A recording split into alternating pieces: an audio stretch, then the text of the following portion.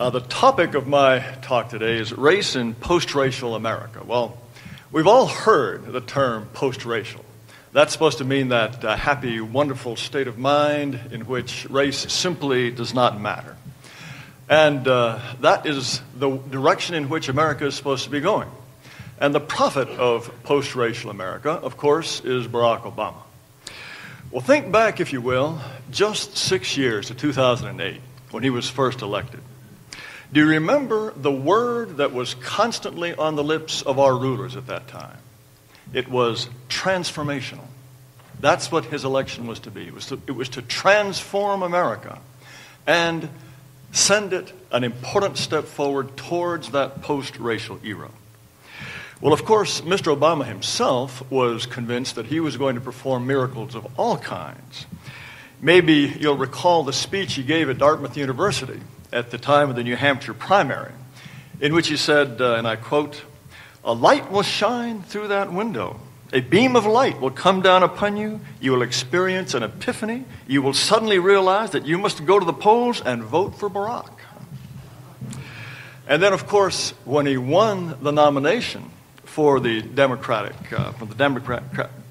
Party in his victory speech, he said he was certain that future generations would look back on his victory and say, "This was the moment when the rise of the oceans began to slow and our planet began to heal."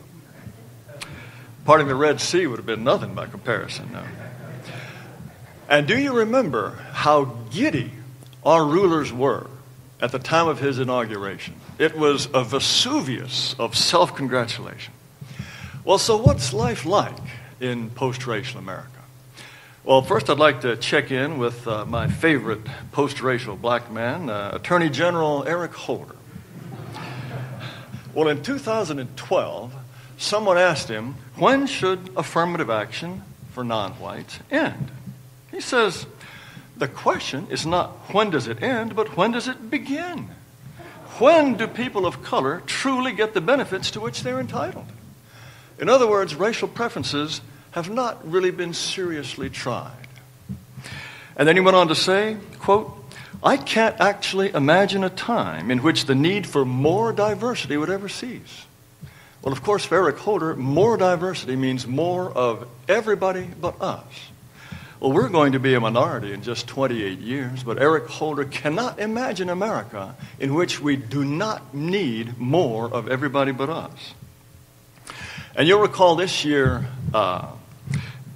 the elections for mayor in New York City. Bill de Blasio, he got 96% of the black vote. That's a pretty good haul for a white man. Of course, he was known by black voters as the man with a black wife. And so even in post-racial America, if you're angling for the black vote, it's helpful to have mulatto children that you can exhibit at every campaign stop. And then there's another fine post-racial American, Sonia Sotomayor. She's the lady who, of course, said that a wise Latina would make a better judge than a white man. And at the time, this latest affirmative action Supreme Court ruling, she wrote a dissent that she read from the bench, in which she said, anyone who thinks that the way to get rid of racial discrimination is to end racial discrimination, she said such a person is out of touch with reality. Now, Sonia Sotomayor is going to be with us for another, 20, 30 years probably?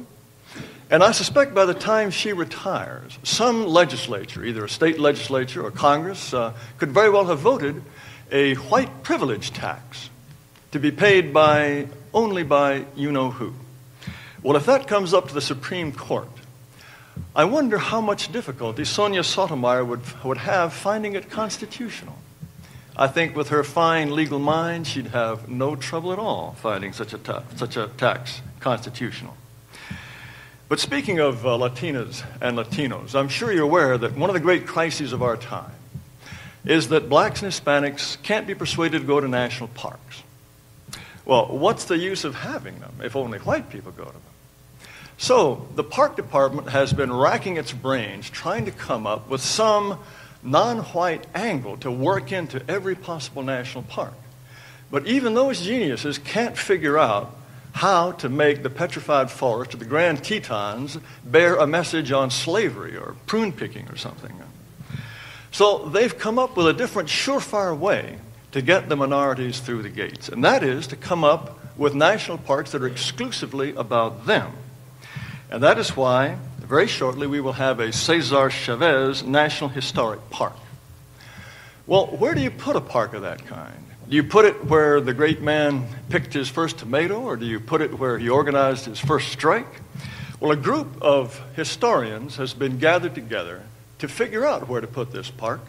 And a co-chair of this group, her name is Belinda Faustinos.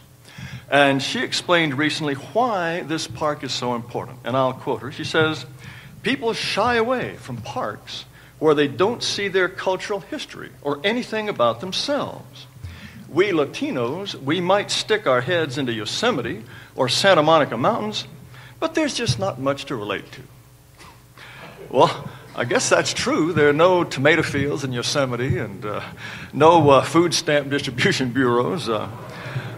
It's only one of the most spectacularly beautiful places on earth. But I suppose she's telling us that you have to be white to understand that.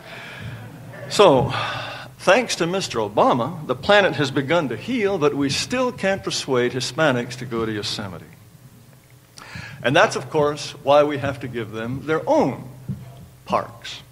And, of course, I suspect someday we will have a Cesar Chavez national holiday as well, because people of every race but ours have group interests. So even in post-racial America, blacks and Hispanics, Asians are busy as ever working for the interests of blacks and Hispanics and Asians, and so are whites. Here's how it works. Last December, Stephanie Rawlings Burke, the black mayor of Baltimore, had to hire a new fire chief. And of course she hired a black man, that goes without saying. Well, Niles Ford had done such a miserable job as the city manager of Chamblee, Georgia, that he nearly got the boot. But Mayor Rawlings Burke made no secret of the fact that she wanted to hire him because he has such an excellent track record at jimmying civil service procedures in order to hire as many blacks as possible. Well, let's contrast that city and that fire department with yet another.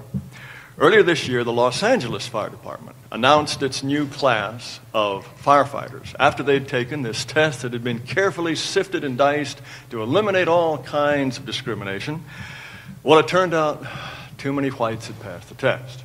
Los Angeles is only 29% white, but this class of people who had passed the test was 60% white. Well, what did Mayor Eric Garcetti say when he heard that result? He said, "These results are unacceptable." So here is a mayor. He wants a new system that will prevent people like him, white men, from getting jobs in his city. That's post-racial America. Non-whites work for the interest of non-whites, and so do whites. Just a few more examples here. It's like shooting fish in a barrel, but not long ago, the Student Council of Fort Collins High School in Colorado decided to have a day to celebrate American patriotism. Well, the administration immediately put a stop to that. They said American patriotism might hurt the feelings of immigrants and foreigners. Well, Fort Collins High School, of course, makes its students celebrate Cinco de Mayo, which is a day celebrating Mexican patriotism. But it would be oppressive to celebrate American patriotism. Just last year, Education Secretary Arne Duncan, he visited a school in Columbus, New Mexico, in which 75% of the students actually live in Mexico and cross the border every day to go to school. How is this possible?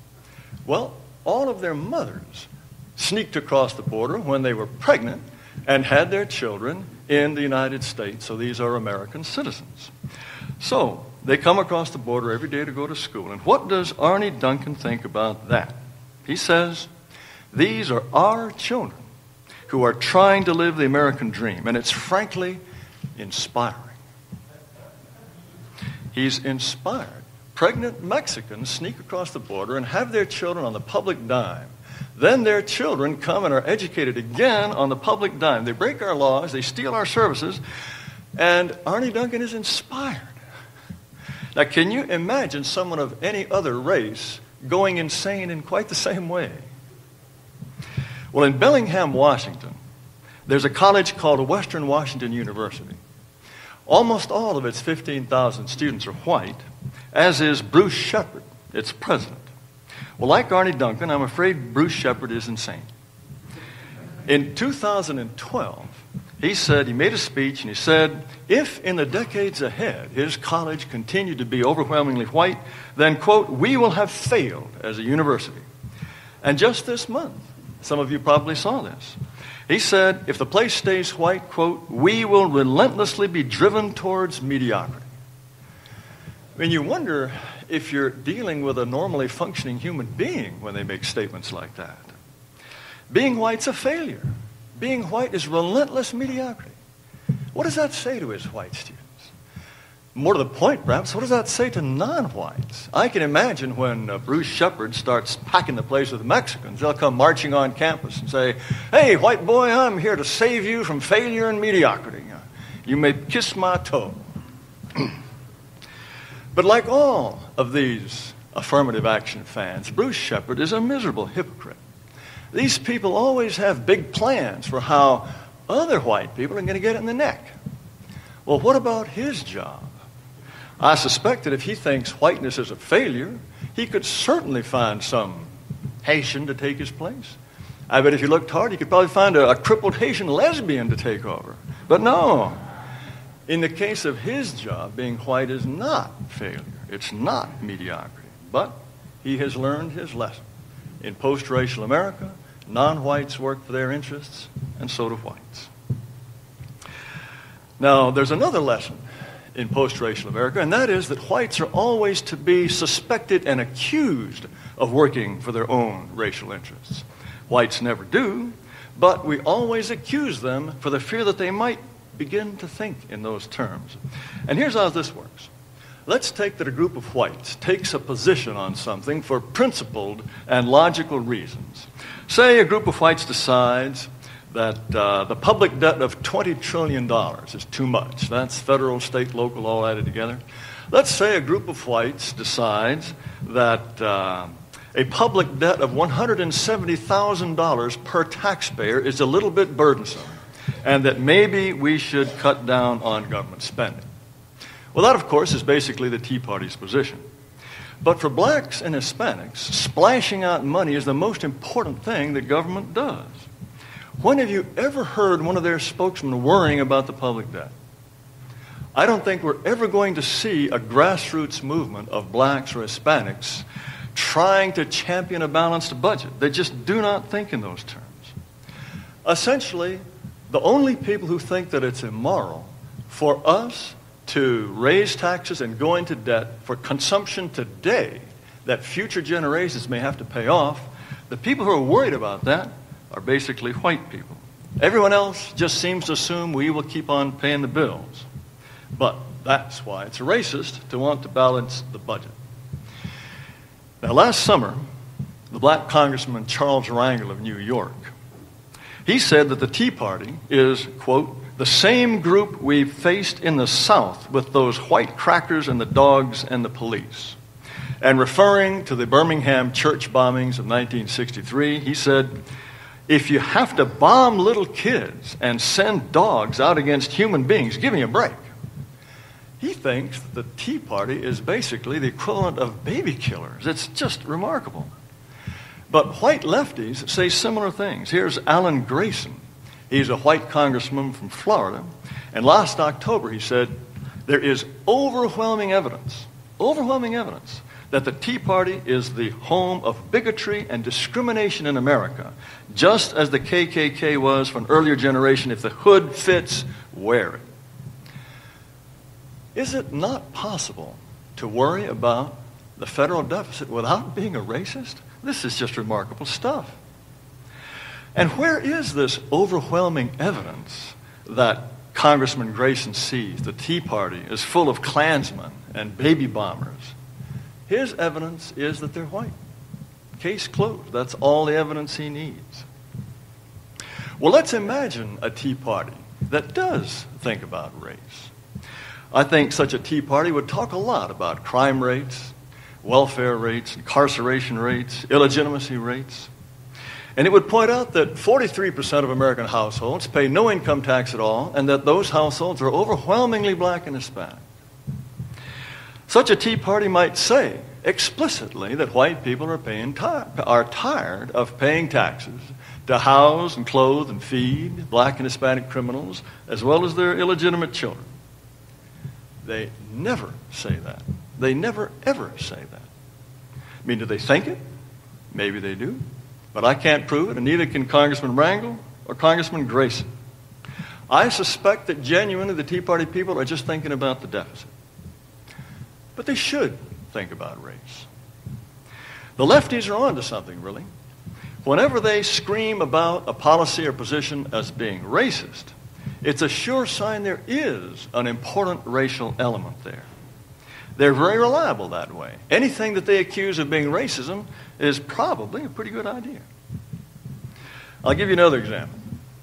Now, the standard Democratic explanation for why Republicans are not keen on amnesty is because they don't want any more Hispanics in the country. I've lost count of the number of lefties and Democrats who say that. That is just dogma now. Again, there is hardly anyone outside of this room who would say publicly that he doesn't want the country turning brown.